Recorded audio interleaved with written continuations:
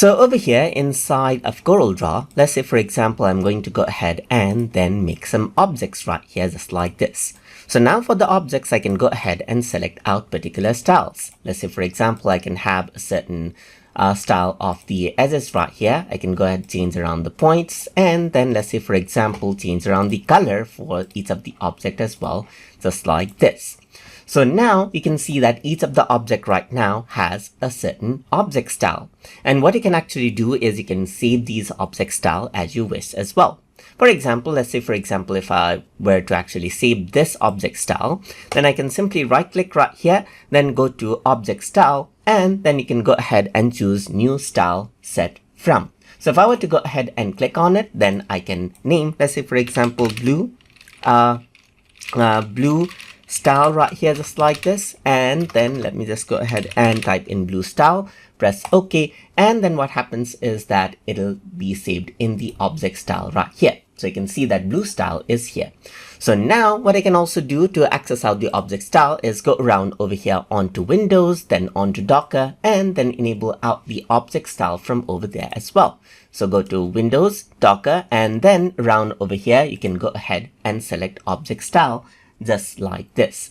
So once you go ahead and do that, you get the other options as well. For example, for this, you can see that I can go ahead and change around the type of the object right here, just like this. So now I can actually go ahead and apply this object style right here in multiple objects. So if I were to go around onto this object style, I can go ahead, change the outline color, and it changes out the outline for all of the shapes at once because that particular object style has been added in. So you can see that I can go ahead and change around the line caps position and then change around, let's say for example, different things as I want right here.